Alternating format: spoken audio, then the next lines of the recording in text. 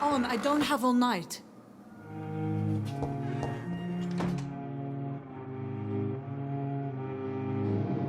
Dr. Swansea asked me to collect you, Dr. Reed. Hurry up!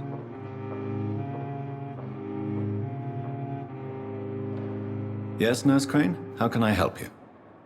I'm so sorry. I know Dr. Swansea wanted you to rest, but we have somewhat of a crisis. A crisis, you say? Our supply of antiseptics is nearly depleted. I was hoping there was another box up here, but...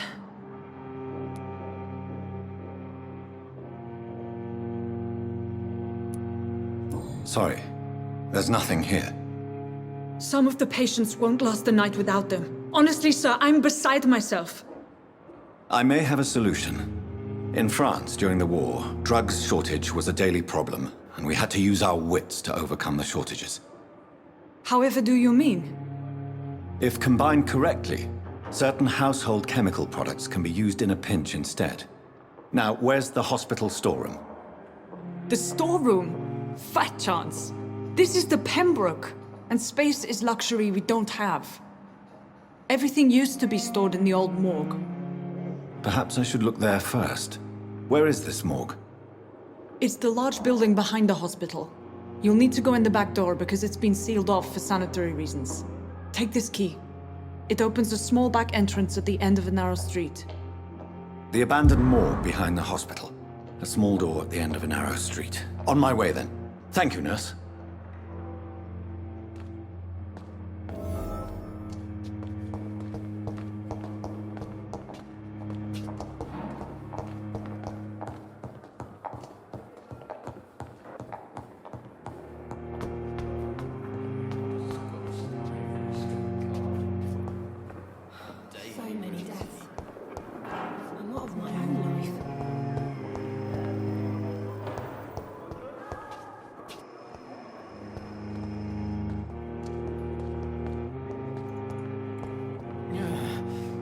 Good evening, nurse. Good evening, Doctor. I don't think we've been introduced yet. My name is Pippa Hawkins. And I'm Dr. Jonathan Reed. Dr. Swansea has recently offered me a position in this hospital. Well, it's a euphemism that your help will be appreciated, Doctor.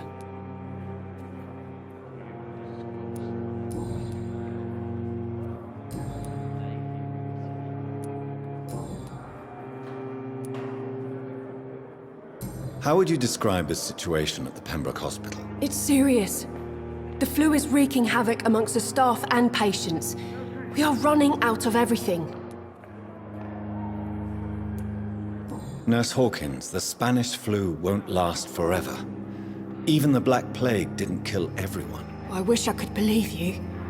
But what if this epidemic was worse? What if in the end, nobody was spared?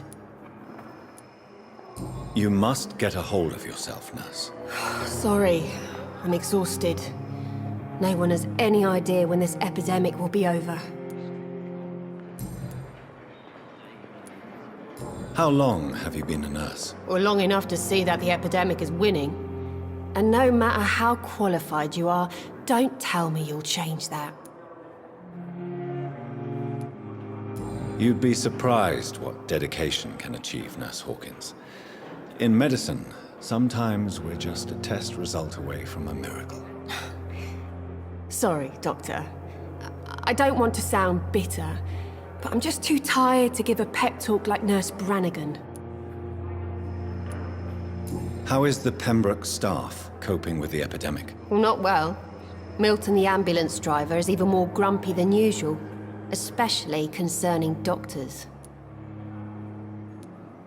Why is Milton grumpy on a daily basis? Is it just an act? Milton's not the kind of man who's bothered about a bad reputation, whether he deserved it or not. Why does Milton dislike doctors? I don't know. Just ask him. But be warned, Milton is not the chatty type.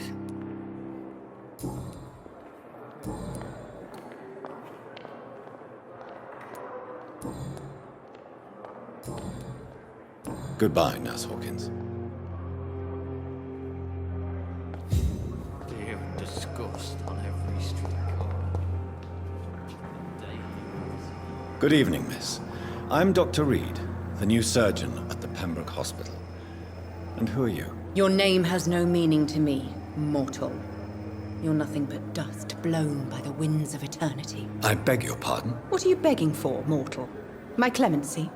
Well, tonight maybe I'm inclined to mercy. You'll never forget the night you met Thelma Howcroft. You keep calling me mortal. Why is that? And if I'm mortal, what are you? Well, Dr. Reed, if you must know, I'm a vampire.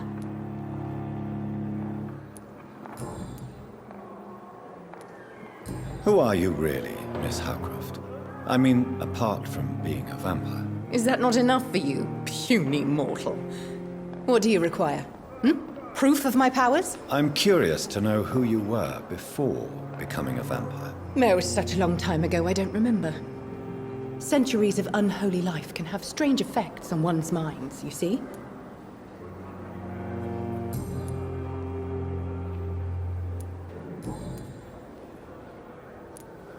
And why do you believe you're a vampire? I don't need to believe anything. It is what I am. It is what I feel within this hollow shell of flesh. Please, describe to me how you feel. What is it like to be a vampire? I can hear my body crumble from the inside as my flesh cracks and fades. I sense the last pulse of postulant blood within my drying veins. I need new blood. I see.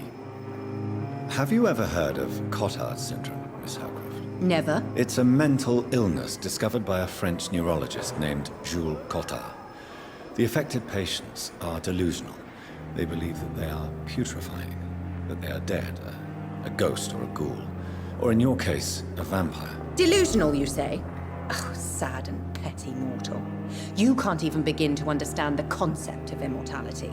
And you think it is I who am delusional. I'm assuming you must be a patient here.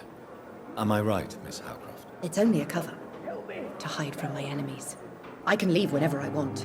As a woman, a spirit, fog, or bat. Who are these enemies you mentioned? Can you describe them? I cannot say for sure. But I sense their eyes on me from nearby.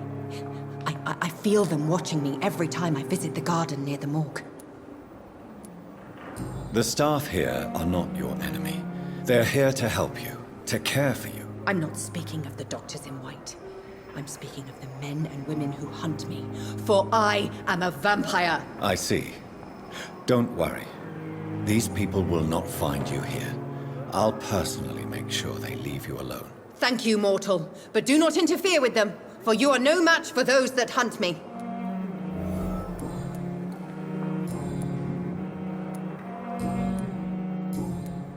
I'll leave you, Mistress of the Dark, to your nocturnal activities.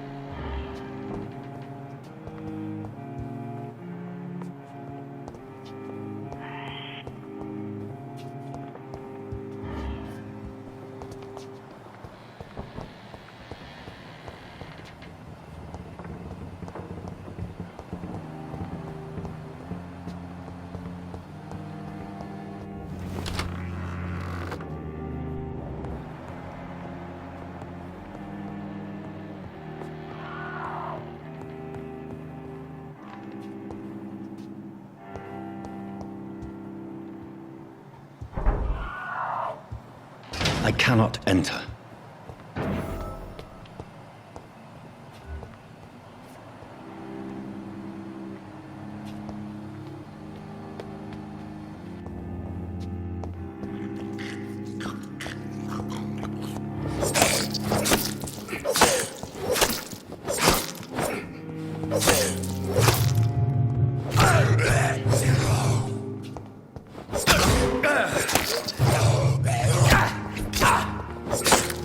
Behavior is similar to the infected William Bishop.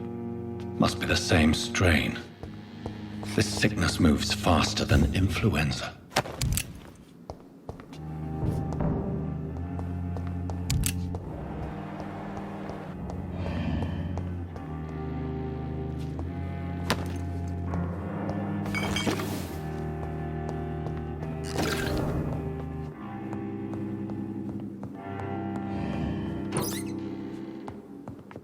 This key will surely grant me access to the basement.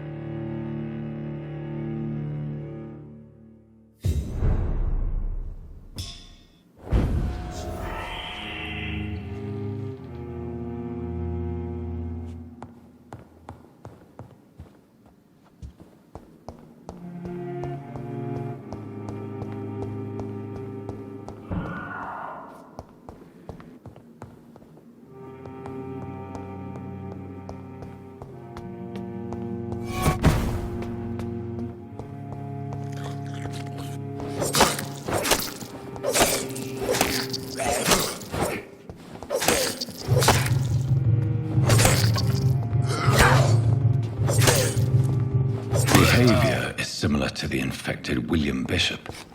Must be the same strain. This sickness moves faster than influenza.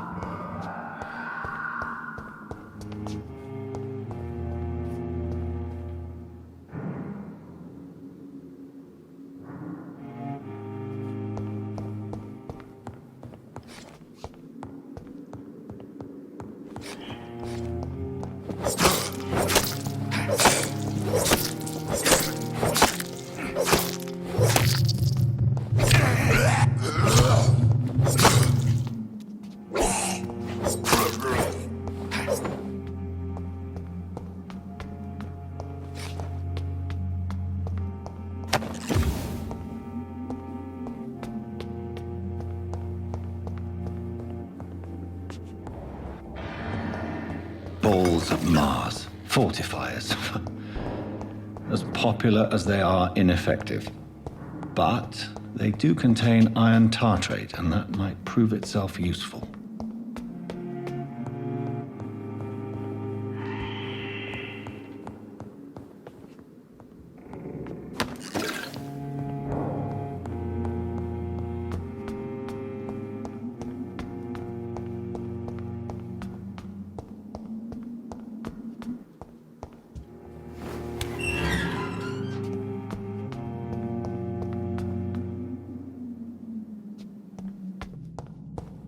These skulls feed from corpses and the husks of animals. They're not after blood.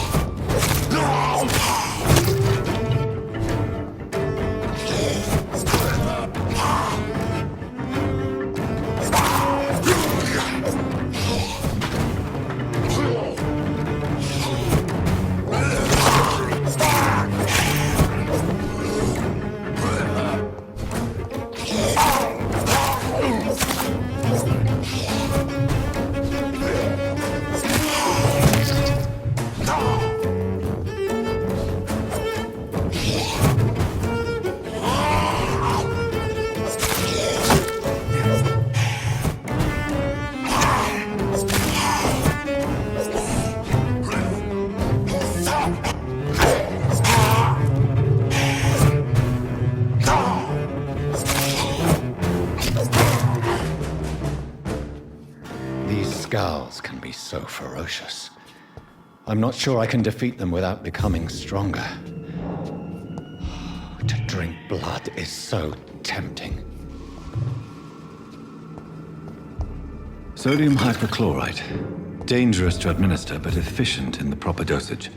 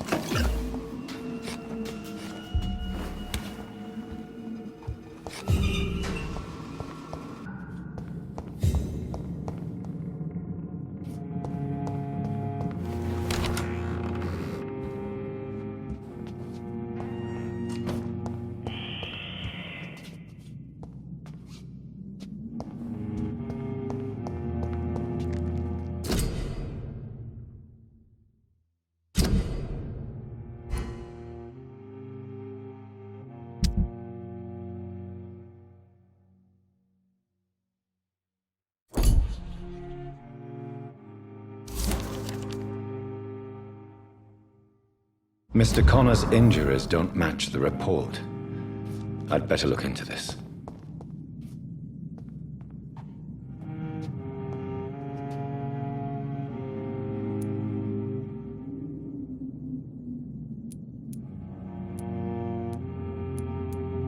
Multiple abrasions and scarring on the arms and legs. Old and distinctive injuries of a sailor or a fisherman. Traces of a pinkish foam at the corner of the lips. Some sort of drug overdose, perhaps? The chest was originally opened to perform the operation. The sutures are clean, but the chest has been reopened. A puncture over the left lung, possibly a chest tube insertion. Not the cleanest work, but I think it was successful. Signs of internal bleeding. So, Dr. Tippett's anesthetics were incorrectly dosed, causing the patient's death. And then he tried to operate on him again. Tippett has made an egregious error. It's time we talked.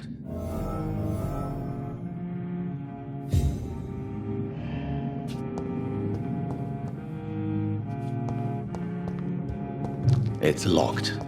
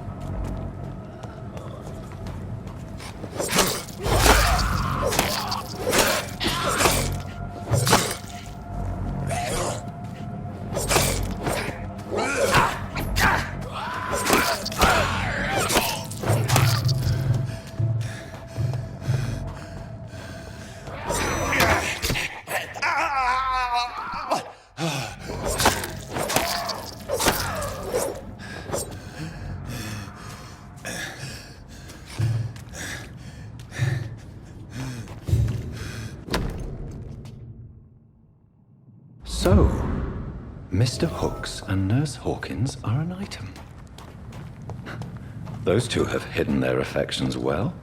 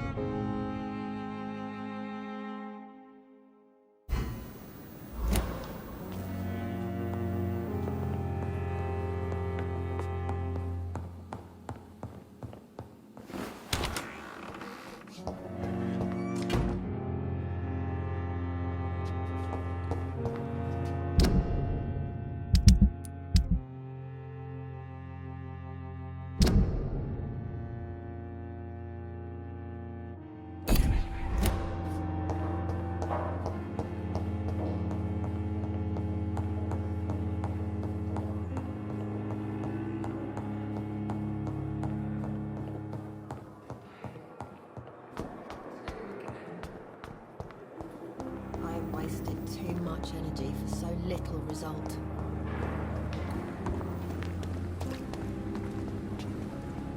Good evening, Milton. Good evening, Doctor. Still trying to save lives? I have some good news, Milton. What? The epidemic's over? I retrieved your wallet with all the money and a certain picture. Well, yeah, Pippa Hawkins is my girl. So what? Is it the difference of skin colour that bothers you? Not at all, Milton. Good. Please, take this money anyway. To remind you to keep your mouth shut. Not everybody is as broad-minded as you, Dr. Reed. What's going on between you and Nurse Hawkins? Pippa's tired. Tired of all this shit. Tired of all those corpses piling up. She's as depressed as I am. During the war, I witnessed a few couples just like you come together in difficult circumstances. It can be very damaging.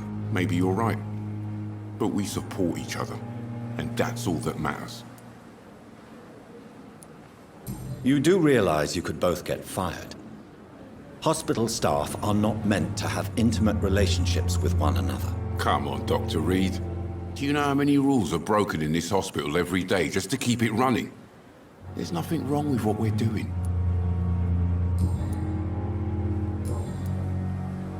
Goodbye, Milton.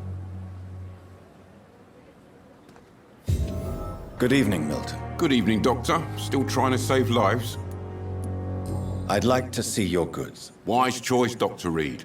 A reliable gun is what everybody needs these days.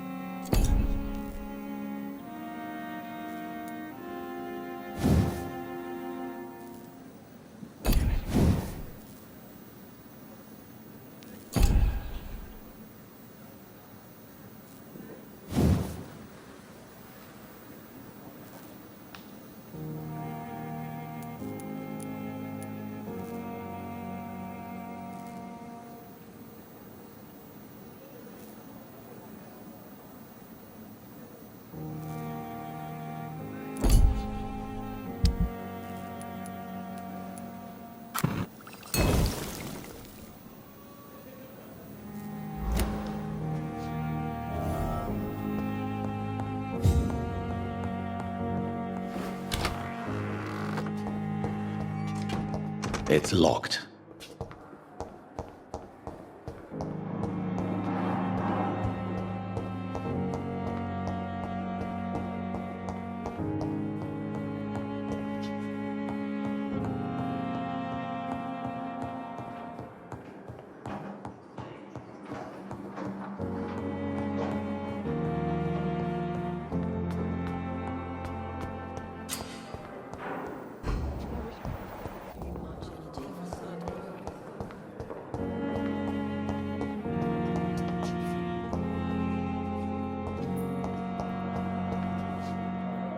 Good evening, Doctor. I believe we're going to be working together. Dr. Reed. Dr. Swansea informed us of your arrival, but I could not dare to believe we'd have such good fortune. Such an honor, sir. Thank you. And you are? I am Thoreau Strickland, Dr. Thoreau Strickland. I'm a great admirer of your work, Dr. Reed. Please, could you tell me something about yourself? I'm a great admirer of your work concerning blood transfusion, Dr. Reed. I run my own experiments. I'm convinced it's the future. What made you choose to be a doctor? I'm not ashamed to admit you and your work have inspired me. I am honored to have the opportunity to work by your side.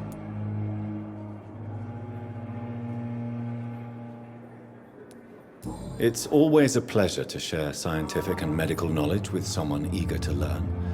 I'll be glad to help you if I can. This epidemic may be the century's most terrible disaster, but I'm convinced that we, as doctors, are the only ones able to defeat it. I based my technique on my mentor's research. He helped me perfect my method. What is yours? I'd rather not talk about it. For now, it's just theories and first approach. My process is purely experimental and unsuccessful. As long as you're cautious and methodical, you may remain empty-handed, but you won't fail. You're not the first one to warn me, but I am convinced knowledge is the main weapon against the ravages of this epidemic. What can you tell me about the Pembroke? Well, it has always been an honor to work with Dr. Swansea. But with your arrival, I can't think of a better opportunity to learn about blood transfusion. You seem quite optimistic. It's a rare and precious attitude in these difficult times. I'm convinced that this epidemic is a test of endurance and dedication for us men of science. Questions remain about our capacity to resolve the situation. True. Last summer, during the first wave of the epidemic, I used to joke with Milton about the extra work. We're not smiling now. Do you need help with anything in particular? Well, yes, maybe. I'm waiting for a batch of products I ordered for my personal research, yet my supplier seems to have vanished. Do you want me to play the errand boy for you? Oh no, Dr. Reed. But if you went personally to his shop, what with your reputation and all, he wouldn't dare to refuse the products I need. I see. Well, give me the address, for I may pass by if I have time.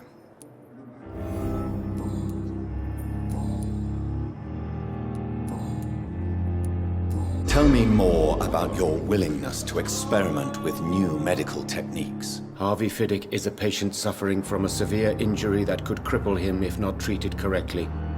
I'm convinced your blood transfusion technique could help him. What is it you really want? To save him, or to prove your point? Fair question. I want nothing but to save my patient, Dr. Reed. Especially since I know Mr. Fiddick's story. This personal involvement could also appear to be a lack of impartiality. You must know that a good surgeon must remain neutral. I agree. But that does not excuse Dr. Ackroyd's behavior. A man who did not even take time to converse with his patient. Do you think keeping his distance was a mistake? All I know is that I'm taking care of human beings with desires, hopes, and fears. Not some biological machine comprised of blood, bones, and flesh.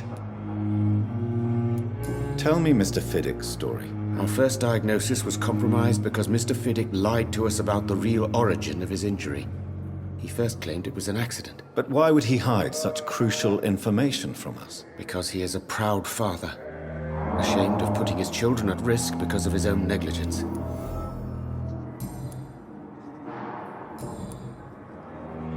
Goodbye, Dr. Strickland.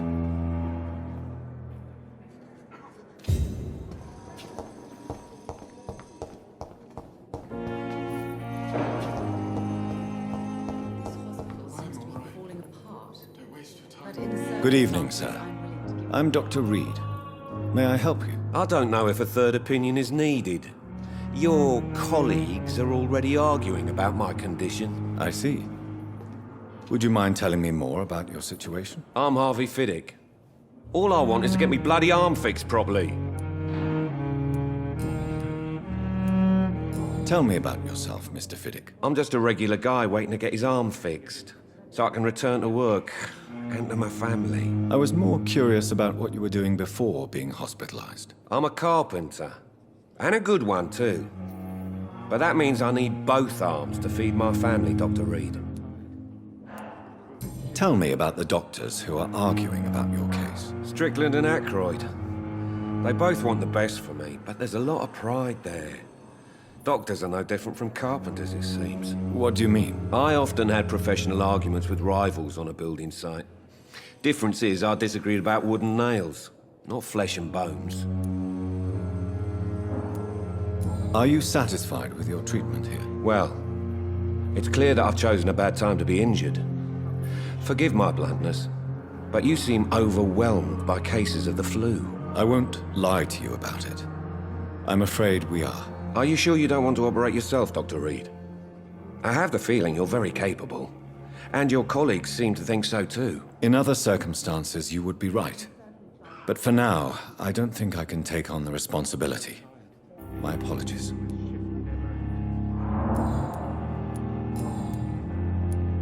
Tell me about your injury, Harvey.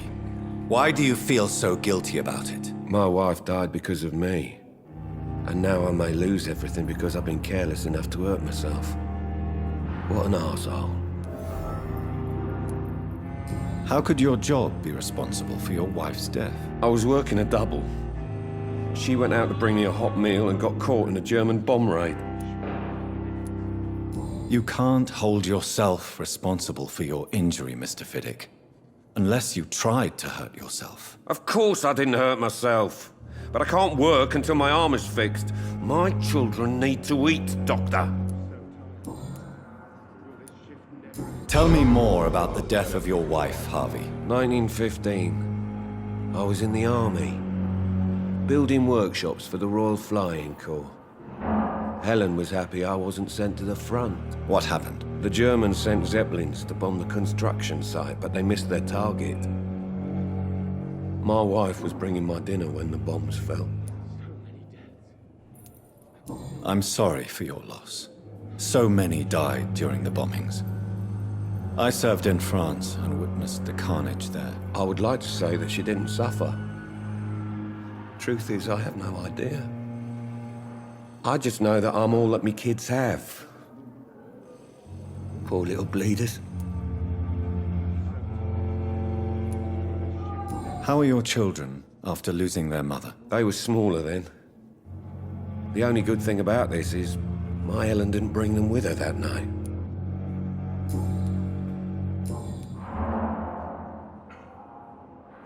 Goodbye for now, Mr. Fiddick. I'll see you later. I will not let you down, my boy. So many deaths. And still more coming. Finally, you've returned, Doctor. Did you find anything of value? Yes, nurse. You've worked your first miracle, Doctor. Now, this patient here needs immediate treatment. Duty calls. When the storm has passed, I'll show you how to mix the remedy yourself with the same basic ingredients. Many thanks, Doctor. When you've finished, you ought to report to Dr. Swansea in his office. He's been looking for you. Seemed pressing.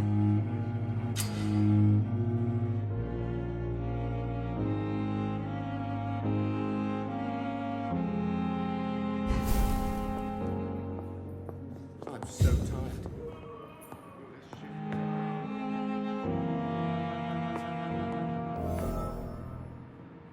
Good evening, madam. Can I help you? It's my son who needs you, sir. I'm Dr. Jonathan Reed. How can I help your son? I'm Beatrice Goswick, mother of Mortimer Goswick. Could you check on him, please, Dr. Reed? I've heard much of your talents as a physician. What can you tell me about yourself, Mrs. Goswick? Not much to say. Just take care of my Mortimer and I'll cover all the expenses. That's all that matters. Are you really that rich? Most of the patients here are of a more humble origin, if I may say so. Yes, thanks to my husband. May he rest in peace. I can cover any needed medical expenses. May I ask if you have an occupation, Mrs. Goswick? I'm a teacher by profession. I teach young women who are more ambitious about their futures than their families. What do you think of your reception here? Any complaints? I have had the uttermost reservations about this hospital since we arrived. But we had no other choice, considering the state of emergency. Is there something in particular that's bothering you? Some of the staff were not especially welcoming. I suspect they're not accustomed to dealing with patients of such social standing. Tell me more about your arrival at the Pembroke Hospital. What gave you such a bad first impression? The ambulance driver was quite rude, for a start. And that nurse, Miss Hawkins, seems to have quite a dubious attitude. What do you mean? She managed to secure a bed for my son despite the epidemic. It was a relief, but it wasn't cheap. She charged you for a bed? Yes, and I paid without question, considering the urgency of the situation. I share your concern, Mrs. Goswick. Be sure that I'll talk to the people involved. I don't expect compensation, Dr. Reed. But I'm aware such behavior would not be tolerated in other hospitals.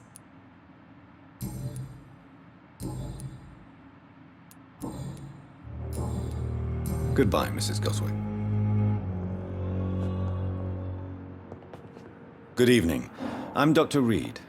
Can I help at all? No, Really? Why are you here, then? I don't want to talk. My throat hurts too much. I suppose that this pain is the reason you're here. Is someone taking care of you? Yes. And no. Could you at least tell me your name, sir? Mortimer. Mortimer Goswick. Why did your mother have you hospitalized here? She seems convinced this is a bad hospital. My mother just wants the best for me. She won't rest while I'm here. She'd go all the way to hell and back to help me. Pembroke Hospital may look unorthodox, but rest assured you're in good hands here. It's not me you have to convince, Dr. Reed. It's my mother. Is your mother bothering you? As your doctor, I can ask her to leave you alone if you would prefer. That's tempting, Doctor. But you have no idea what my mother is capable of. She would tie herself to my bed if you asked her to leave. How painful is your throat, Mr. Goswick? So painful I'd rather not talk at all, Doctor.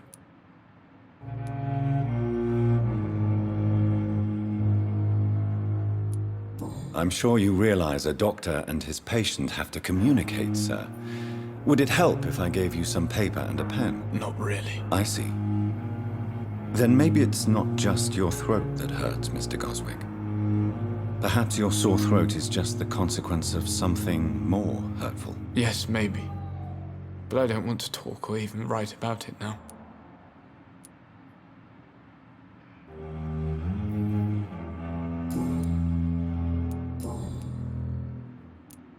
Tell me about yourself, Mr. Goswick. I don't want to talk, Doctor.